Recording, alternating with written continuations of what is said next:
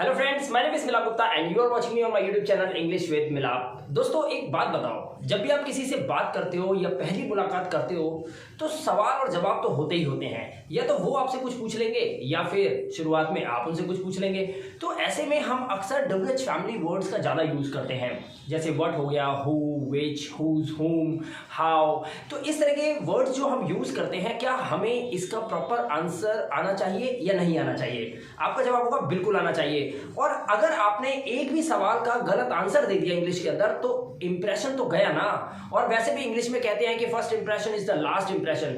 तो दोस्तों, ये वीडियो इसीलिए है। आज की इस वीडियो में मैं आपको WH फैमिली और उनके यूजेस बताऊंगा और ये भी बताऊंगा कि इनका आंसर कैसे किया जाता है, ताकि एकदम करेक्ट आंसर करके आप कम से कम अपनी इमेज को किसी के सामने गिरने ना दो। राइट, तो वीडियो को शुरू करते हैं और सीखते हैं WH फैमिली। उससे पहले आप चैनल पे पहली बार आए हो तो चैनल को भी सब्सक्राइब कर लीजिए, वीडियो को लाइक और शेयर जरूर कीजिएगा और साथ ही बेल आइकन बटन को भी प्रेस कर देना ताकि सारी नोटिफिकेशन मेरी वीडियो की आपके मोबाइल फोन पे टाइम टू टाइम मिलती रहे। राइट, चलिए वीडियो को शुरू करते हैं। सबसे पहले देखिए, how to learn WH family effectively and confidently. तो यहां पर आपको समझना होगा what, who, where, which, when and what time। यहां पर मैंने इनकी हिंदी लिखी हुई है, ये तो आप लोगों को पता ही होगा, ये बहुत ही कॉमन चीज है। लेकिन जो इंग्लिश के बिगिनर्स हैं या फिर आप इनको यूज तो कर लेते हैं लेकिन कई बार इसमें मिस्टेक कर देते हैं इनका आंसर देते समय। तो वीडियो को पूरा स्टार्टिंग से एंड तक देखिए। तो सबसे पहले हम यहां पर बात करेंगे व्हाट की। देखिए, व्हाट का जब भी हम आंसर करते हैं किसी को तो हमें एक ही बात का ध्यान रखना है। व्हाट का मतलब क्या होता है, इसमें आपको प्रोफेशन या पेशा बताना है।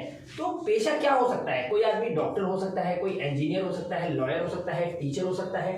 Right, doctor, lawyer, engineer, teacher, जिससे हम पैसा अर्न कर लेते हैं। और स्टूडेंट होना भी तो एक पेशा ही होता है, क्योंकि हम क्यों पढ़ते हैं? ताकि हम अच्छी नौकरी मिले, हम अच्छा पैसा कमाएं, अपनी फैमिली को हेल्प कर सके। तो यहाँ पर रूल देखिए क्या है। सबसे पहले आपको व्हाट लगाना चाहिए, उसके बाद आपको टाइम लगाना है। अब टाइम क्या है? अगर प्रेजेंट है तो इज एम आर लगा सकते हो, पास्ट है तो वॉज वर लगा सकते हो, फ्यूचर है तो विल बी लगा सकते हो। और एक एक क्वेश्चन करके देखेंगे और इनका आंसर भी मैं आपको दिखाऊंगा कैसे देते हैं और आप इसको बहुत अच्छे से समझ पाओगे, रिलेट कर पाओगे।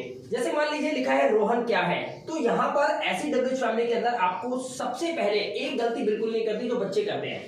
आपको क्या की इंग्लिश सबसे पहले लिखनी है। यहाँ पर व्हाट की इंग्लिश लिखेंगे तो आपको लिखना है यहाँ पर व्हाट। व्हाट के बाद आपको ये देखना है कि आपका जो सब्जेक्ट है ये कितने हैं। ये एक है या दो है या तीन है, कितने हैं? क्या ये एक है? रोहन, हाँ, एक की बात हो रही है। तो इसीलिए हम यहाँ पर क्या लगाएंगे? इज लगाएंगे और हम लिखेंगे व्हाट इज रोहन। रोहन क्या है, हम इस तरह से लिखेंगे व्हाट इज रोहन। रोहन क्या है? अब यहाँ पर ये नहीं बताना कि रोहन मोहन है या रोहन सोहन है या रोहन मेरा भाई है। यहाँ पे आपको सिर्फ प्रोफेशन बताना है। प्रोफेशन पूछा जा रहा है, व्हाट इज रोहन, तो हम लिखेंगे रोहन इज, क्योंकि वो एक है, रोहन इज अ डॉक्टर। अगर मैंने बताया कि वो डॉक्टर है तो मैं ऐसे लिखूंगा रोहन इज अ डॉक्टर। तो यहां पर जो मैंने बताया कि रोहन जो है वो उसका क्या बताया, मैंने उसका प्रोफेशन बता दिया, उसका पेशा बता दिया। इस तरह से आप आंसर करोगे। अगर मान लो लिखा है आपके पिताजी क्या थे, तो ये भी तो ध्यान रखना है ना कि हमसे कौन से टेंस में बात की जा रही है। तो ये पास्ट टेंस है, थे, तो इसका मतलब है बात हो रही है आपके पिताजी की, पिताजी एक है। तो सिंगुलर के लिए हम क्या यूज करते हैं? वाज का यूज करते हैं। राइट, तो हम बोलेंगे आपके पिताजी क्या थे। तो सबसे पहले आप अपनी WH फैमिली रखिए what.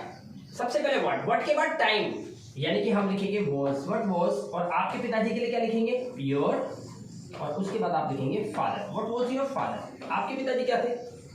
What was your father, answer दीजिए मेरे पिताजी क्या थे। अब आप आंसर दोगे ना माय फादर, तो माय फादर लिखोगे माय फादर वाज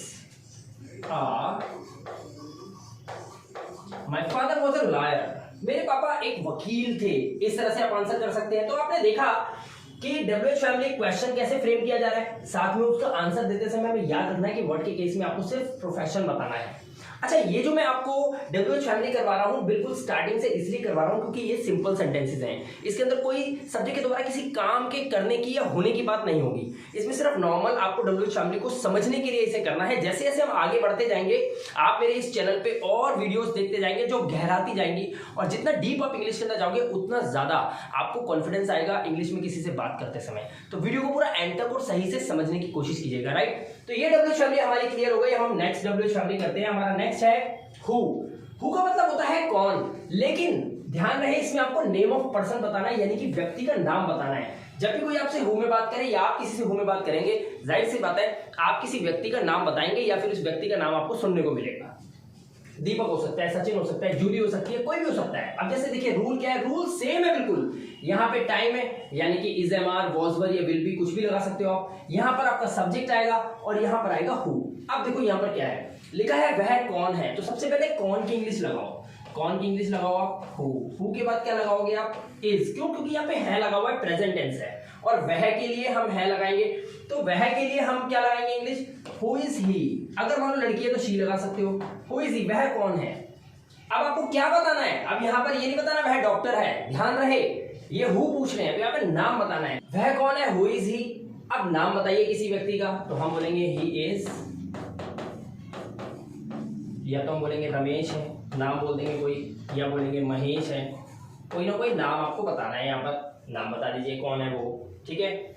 इस कार का मालिक कौन है लगा हुआ है, प्रेजेंट टेंस है, कौन की इंग्लिश पहले लगाएंगे हु, उसके बाद क्योंकि हमारा प्रेजेंट टेंस है इज, एम, आर लगेगा। इस कार का मालिक एक भी हो सकता है, दो भी हो सकते हैं, लेकिन हम एक मान के चलेंगे क्योंकि सवाल हम जनरली यही कहते हैं कि कौन है एक, ठीक है। तो हम बोलेंगे हु इज, और इस कार का मालिक द ऑनर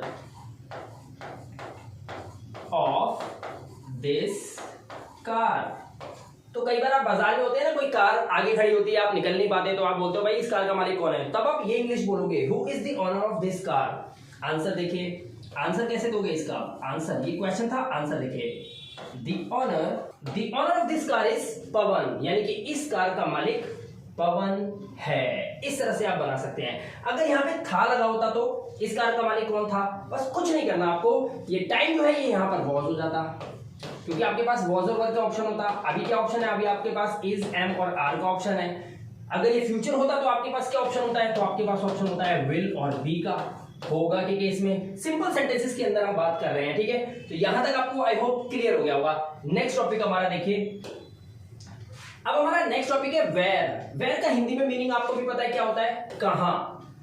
क्या काम करता है, पहचान है, नेम ऑफ प्लेस, जगह का नाम बताना है बस आपको। अब यहाँ पे जगह का नाम तो आपको बताना है, लेकिन यहाँ पर दो बातों का ध्यान रखना है, बहुत इंपॉर्टेंट है, ध्यान रखिए।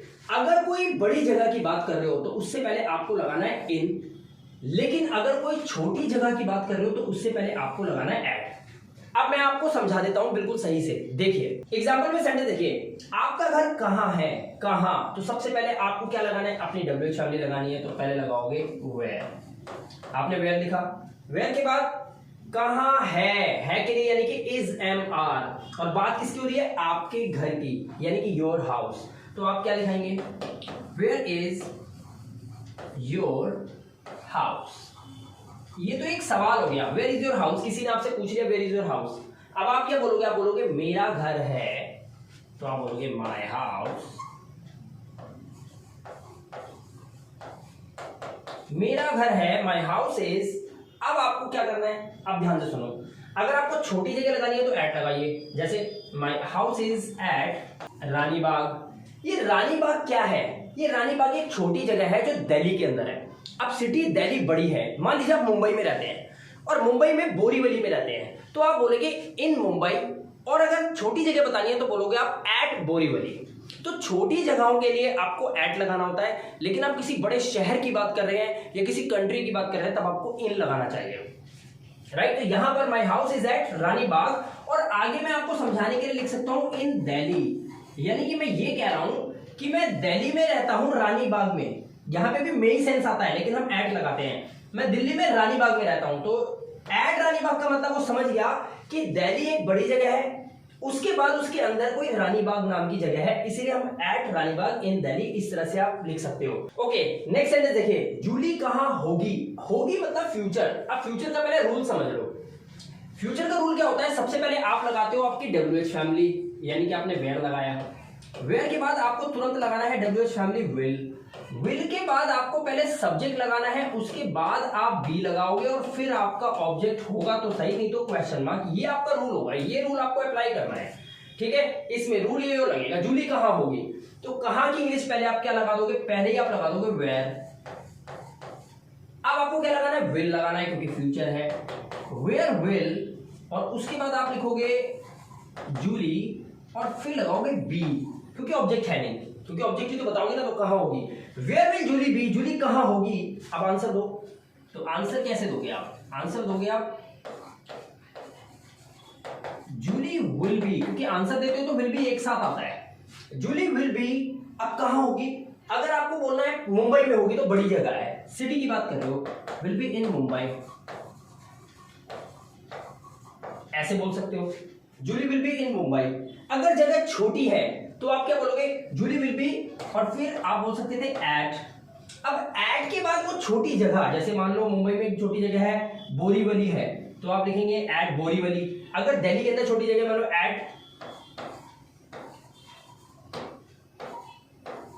पानीवेरी, पानीवेरी जगह है दिल्ली में एक छोटी सी, हमने बोला एट पानीवेरी। तो इस तरह से छोटी जगह के लिए एट लगाएंगे और बड़ी जगह के लिए आपको इन लगाना है। इस बात का आपको ध्यान रखना है वेयर का आंसर देते समय या लेते समय, बस ये आपको समझ में आ जाना चाहिए। आई होप कि वेयर आपका बिल्कुल क्लियर होगा कि आपको इसमें नेम ऑफ प्लेस बताना होता है, यानी कि जगह का नाम, और बड़ी जगह के लिए आपको एक और छोटी जगह के लिए आपको एट का यूज करना है। यहाँ पर हमारा नेक्स्ट टॉपिक है विच। विच का मतलब होता है कौन सा, यानी कि चॉइस।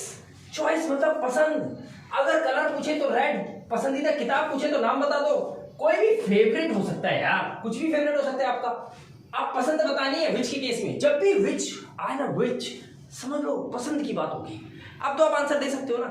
तो देखिए रूल सेम है, विच, उसके बाद आपका वही is am are was were will be जो भी आपका है, उसके बाद आपका सब्जेक्ट लगेगा। जैसे आपका पसंद का रंग कौन सा है, यानी कि आपका पसंदीदा रंग कौन सा है, तो सबसे पहले आप क्या बोलोगे? आप बोलोगे विच। विच इज, और आपका पसंदीदा रंग your, which is your favourite colour. अब आपको क्या आंसर देना है? अब आप आंसर क्या देंगे? आप बोलोगे माय, आप आंसर दे दो।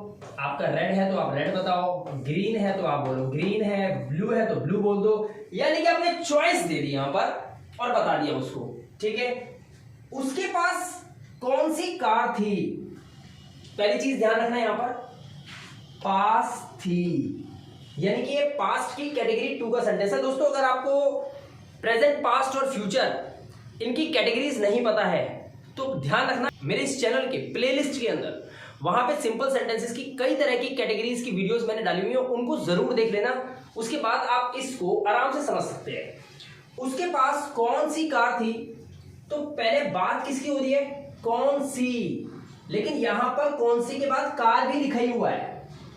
अब देखो यहां पर हम कैसे बनाएंगे सेंटेंस, पहले बोलेंगे कौन सी car, which car, which car, और उसके बाद आपको क्या करना है? डिड का यूज करना है, क्योंकि पास था की कैटेगरी में हम हैड और डिड नॉट हैव का यूज करते हैं। Which car did he have, उसके पास कौन सी कार थी, which car did he have. इस तरह से सेंटेंस बन गया।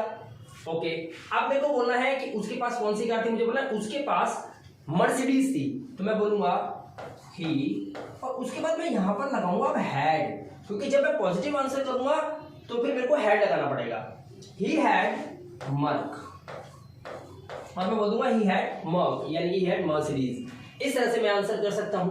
कितना सिंपल है। तो हमने विच को सीखा, कौन सा के केस में आपको चॉइस बतानी है, तो यहां पर मारुति भी तो हो सकती थी, कुछ भी हो सकता था, चॉइस, जो चॉइस वो बता सकते हो यहां पर। तो आई होप आपको विच का यूज करना आ गया होगा। नेक्स्ट चलते हैं हम आगे। हमारे पास अगला आया व्हेन, बड़ा इंटरेस्टिंग है, बड़े ध्यान से देखना इसको, ठीक है। व्हेन का मतलब होता है कब, वैसे इसका मतलब एक और होता है जब, अगर आपको पता हो तो, लेकिन जब का यूज हम तब करते हैं ना जब हम टेंस की बात करें, एक्शन की बात करें, सब्जेक्ट के द्वारा किसी काम के करने की। मैं बोलूं मैं जब आपके पास आया था, जब आपने मुझे पैसे दिए थे, ये जब के केस में हम अक्सर ये बताते हैं कि क्या किया था या क्या करा था या क्या लिया था क्या दिया था, इसलिए हम जब को नहीं, अभी सिर्फ कब को देखेंगे।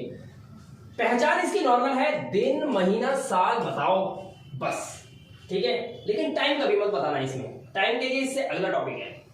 व्हेन का यूज करेंगे, टाइम लगाएंगे अपना is am are was were और फिर सब्जेक्ट। जैसे उसकी शादी, बात किसकी हो रही है, उसकी शादी, तो ये हो गया सब्जेक्ट। थी लगा हुआ है, पास्ट टेंस है, यानी कि वाज वर का यूज हो सकता है। और कब के लिए हम यहां पर व्हेन लगा देंगे। हमारे पास चीज तो समझ में आ गई, लेकिन अब एक बात सुन लो, जब आप इसका आंसर करोगे तो ये ध्यान रखना कि जब आप डे और डेट बताओगे, क्योंकि आप इसमें डे या डेट बताओगे या फिर मंथ, ईयर और वीक बताओगे, सिर्फ ये 5 चीजें बताओगे, इसमें टाइम कभी मत बताना। जैसे बोला आपकी शादी कब थी, मेरी शादी 2 बजे थी, 2:30 बजे थी, मत बताना, टाइम नहीं बताते इसके अंदर। डे या डेट बताओ, मंथ, ईयर और वीक बताओ। अब डे और डेट बताओगे तो उससे पहले ऑन लगा लेना, और मंथ, ईयर और वीक बताओगे तो उससे पहले इन लगा लेना। करके देखते हैं, उसकी शादी कब थी, तो पहले हम इसकी इंग्लिश बनाएंगे। व्हेन, उसकी शादी कब थी, व्हेन वाज हिज मैरिज। ठीक है, अब मुझे बोलना है उसकी शादी सोमवार को थी, डे बताना है। तो मैं क्या करूंगा, मैं बोलूंगा, अब मैं लगा दूंगा ऑन और मैं बोल दूंगा मंडे, यानी कि मैंने बोला मंडे को थी। और कुछ बोल सकता हूं मैं, हाँ, अगर मैं मंडे को काट दूं, मैं ऑन लगा के डे बोल सकता हूं, ऑन 23rd ऑफ दिसंबर, 23 दिसंबर को थी, ये बोल सकता हूं मैं। अगर मेरे को मंथ बताना है, ईयर और वीक बताना है, तो क्या करूंगा, तो उसके लिए हम इसे समझते हैं। आप देखो यहां पे यूज करेंगे, आपकी अगली इंग्लिश क्लास कब होगी, आपकी अगली इंग्लिश की क्लास कब होगी, कैसे इंग्लिश बनेगी, कब, पहले हम क्या लगाएंगे, व्हेन, क्योंकि यहां पर होगी लगा हुआ है इसलिए विल बी का यूज होगा, तो व्हेन विल, ये बनेगा sentence, when will your next English class be, आपकी नेक्स्ट या अगली इंग्लिश की क्लास कब होगी। अब आंसर दो, मेरी अगली इंग्लिश की क्लास अगले हफ्ते होगी, क्या बोल रहे हो आप, अगले हफ्ते होगी, अगले हफ्ते में होगी, तो कैसे बोलेंगे, माय, ये क्वेश्चन था आपका, ये आंसर है, अब आंसर दे रहे हो, my next English class will be, अब आपको बोलना है इन नेक्स्ट वीक, आपने क्या बोल दिया, अगले हफ्ते होगी, तो यहां पर वीक का यूज जब आपने करा तो यहां पे आपने देखा इन का यूज कर दिया, और यहां पर आपने ऑन का यूज करा, क्योंकि आप या तो डे बता रहे हो या फिर आप डेट बता रहे हो, इस तरह से आप यूज कर सकते हो। तो आई होप कि आपको बिल्कुल क्लियर हो गया होगा। अगर आपको बोलना है जनवरी में, तो आप बोलोगे इन जनवरी, इन जनवरी। अगर आपको साल बताना है तो आप बोलोगे इन 2024, आप ऐसे बोल सकते हो। तो ये चीज आपको समझनी होगी, ठीक है। तो आई होप कि वेल क्लियर हो गया आपका। नेक्स्ट हमारा है व्हाट टाइम, ये है वो जिसमें आपको टाइम बताना होता है। अब इसमें डे, डेट और मंथ, ईयर और वीक मत बताने बैठ जाना, इसमें आपको टाइम बताना है। कितने बजे, टाइम बताओ सीधा, हमेशा समय से पहले एट लगाओ, ये बात आपको याद रखनी है। जब भी आप अपने सेंटेंस के अंदर समय किसी को बताओ, उससे पहले एट जरूर लगाएं, ठीक है। समय बताने, व्हाट टाइम, ये व्हाट टाइम हमारा जो है WH फैमिली है। यहां पर हम is, am, are, was, were, will भी कुछ भी यूज करेंगे, देखेंगे सेंटेंस में क्या मांग रहा है। फिर हमारा सब्जेक्ट और फिर क्वेश्चन मार्क। आपका जन्मदिन कितने बजे है, तो पहले कितने बजे की इंग्लिश लगाओ, व्हाट टाइम। आपने लिखा व्हाट टाइम, ये लिखा व्हाट टाइम, है लगा हुआ, इज लगा दो, इज योर जन्मदिन यानी your birthday, what time is your birthday, हो गया। आपका जन्मदिन कितने बजे है, what time is your birthday. लोग कई बार इसमें एट भी लगा के पूछ लेते हैं, लेकिन आप नॉर्मल पहले ये सीख लो, what time is your birthday. Answer दो, माय बर्थडे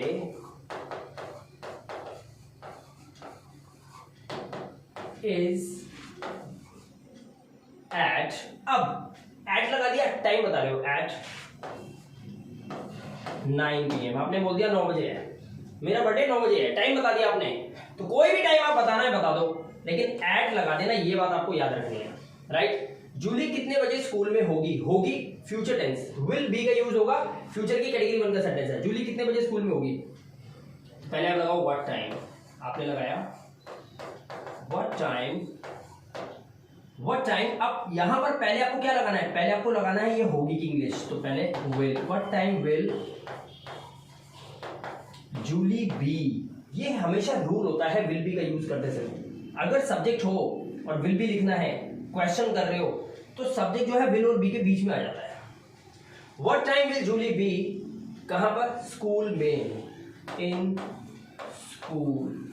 ये हो गया हमारा सवाल। टाइम बताना है, जूली कितने बजे स्कूल में होगी, आंसर देखो, Julie will be in school at, अब यहां पर मेरे को टाइम बताना है, एट अगर मैं बोलूं 8 AM तो भी ठीक है, कोई भी टाइम रख दो, लेकिन एट का ध्यान आपको रखना है कि एट आएगा। Julie will be in school at 8 AM, तो 8 बजे जूली स्कूल में होगी। इस तरह से आप WH फैमिली का यूज करें, हमेशा समय किसी को बताएं उससे पहले एट जरूर लगाएं। क्लियर हो गया, आगे चलते हैं। अब यहां पे देखो क्या लिखा है, डू योरसेल्फ। तो दोस्तों रोहन आज कहां है, इसकी इंग्लिश आप बनाइए, कमेंट में डालिए। तुम मेरे कब थे? अरे तुम मेरे थे ही कब, ये लिखा है। इंग्लिश कैसे बनेगी जरा सोचो। आप कब और कितने बजे उसके साथ थे। यहाँ पर देखो कब भी आया और कितने बजे भी आया, तो इसके लिए हम क्या यूज करते हैं, हम बोलते हैं when and what time, when and what time, और उसके बाद आपका सेंटेंस बनेगा, ये आप बनाएंगे। और एक काम और कर दीजिएगा, लाइक कर देना वीडियो अच्छी लगी हो तो, क्योंकि मैं अभी नेक्स्ट इसका अभी और भी पार्ट्स है, बहुत सारी डब्ल्यूएच फैमिली से लेके आ रहा हूं मैं करके आपके लिए, ठीक है। लाइक भी करिएगा, शेयर कर सकते हो, अगर आपको लगता है कि आपने कुछ सीखा तो शेयर कर देना, और चैनल को सब्सक्राइब तो कर ही लो, क्योंकि मुझे पता है मैं अच्छा पढ़ाता हूँ, ठीक है। वीडियो पसंद आया तो लाइक जरूर करना। मिलेंगे आपसे नेक्स्ट वीडियो में एक इंटरेस्टिंग टॉपिक के साथ, तब तक के लिए अपना ध्यान रखिए, सुरक्षित रहिए। Thank you very much, have a good day.